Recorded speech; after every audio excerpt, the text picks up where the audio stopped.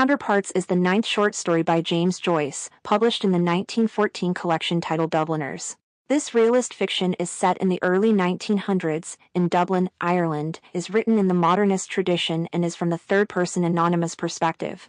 Click the link in the description box below for more Dubliners stories. At the end of his workday in a Dublin law office, Farrington, a clerk, is eager to finish up and go drinking with his friends. However, he's stuck with the task of copying a long contract before he can leave. His boss, Mr. Aline, harshly criticizes him and threatens to report him if he doesn't finish by the end of the day.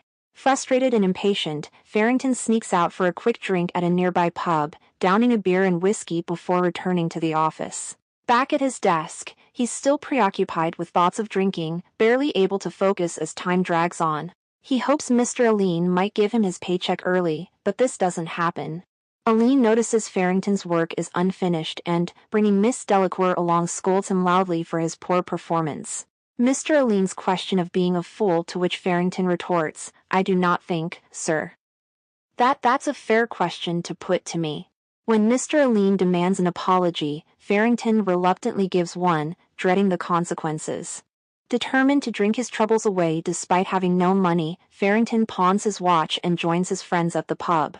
He shares an exaggerated story of how he stood up to Aline, trying to make himself look bold. When they move to another pub, Farrington meets a theater performer named Weathers and buys him several rounds, frustrated when Weathers doesn't buy any in return.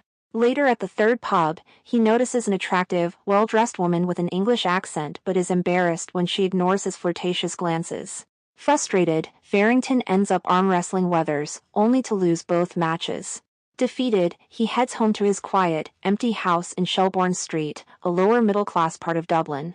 His wife isn't there, she's at church, and his dinner isn't ready. His son Tom, one of his 5 children, appears instead, and when Farrington realizes the fire in the stove has gone out, he lashes out and hits Tom with a stick, who pleads tearfully, promising to say Hail Mary for him. Now let's look at the major themes of Counterparts by James Joyce. Counterparts explores themes of helplessness and resentment. Mr. Aline is annoyed with Farrington and displays nearly as much anger as Farrington himself. Given his poor work ethic, it's unclear why Aline keeps Farrington on staff. He may enjoy having someone to take out his frustrations on. Farrington's powerlessness is visible in his conflict with Aline. Though he briefly feels triumphant, it ends in a humiliating forced apology.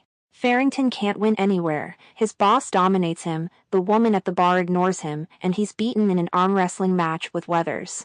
He fails to assert himself in any typical masculine arena and even falls short of his original goal, to get thoroughly drunk. Despite all the drinks he's had, his high tolerance reflects his struggle with alcohol.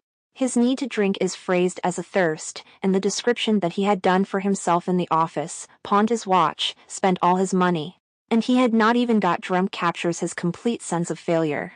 Frustrated, Farrington directs his anger at his son, who, despite having been attentive to his father, ends up painfully on the receiving end. Joyce subtly critiques English influence and the powerlessness of the Catholic Church. Farrington's law office, Crosby and Aline, contains English or non-Irish names like Parker, Higgins, Shelley, and Delacour. The woman who dismisses Farrington at O'Halloran's pub speaks with a London accent, and just before he reaches home in Sandymount, he passes the barracks where English soldiers are stationed.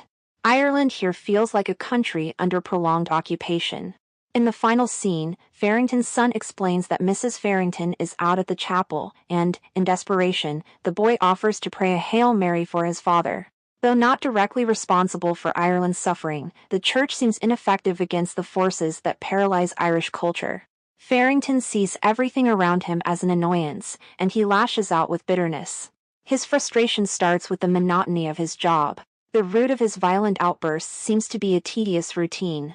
Farrington's job requires copying documents for a dissatisfied boss, which infuriates him and involves constant replication and predictability. He sees the pub as a place of escape, but even his experiences there are dull. He retells the story of his argument with Mr. Aline, and his friends repeat it back to him, reinforcing a pattern. Following the drinking custom where each person buys a round, he spends more money and drinks more.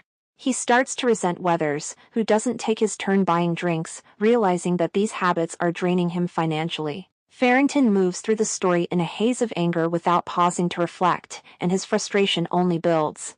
Losing 2 arm wrestling matches to Weathers, he then goes home and vents his rage on his own son. The title, Counterparts, reflects both the replication Farrington does for work and the idea of parallel or mirrored experiences in his life. Pawning his watch might seem to free him from time and its demands, but the dissatisfaction he feels at work only reappears in different forms at the pub and at home. For Farrington, life is a continuous cycle of dull repetition, leading to either passive resignation or intense anger. Farrington shows no positive qualities. He's rude to his boss, resents his friends, is a sore loser, and is abusive to his young son. He is not a good employee, friend, or father. He's a result of his restrictive time, with few opportunities and limited financial security. His law office clerk job involves making copies, a dreary task that feels degrading for a physically strong man. To escape his dull work life, Farrington turns to drinking, which becomes his primary way of coping. Throughout the story, he is preoccupied with getting enough money to spend on drinking. His dependency on alcohol is so strong that every day becomes focused on achieving that goal. Farrington doesn't appreciate his family, his wife seems to avoid him, and his 5 children seem like strangers to him. His drinking friends are only there as an audience for his stories, and they exchange rounds with no genuine companionship. Though he spends his entire day around people, Farrington's anger and fixation on drinking isolate him. He takes out his anger on his son, accusing him of extinguishing the kitchen fire, a responsibility far beyond a child's control. Farrington is simply looking for an excuse to release his anger. Feeling powerless at work, humiliated by having to apologize to Mr. Lean, and emasculated by losing the arm wrestling match, Farrington asserts control over the only person he can, his helpless son, Tom. Hope you like and subscribe for more Dubliners stories.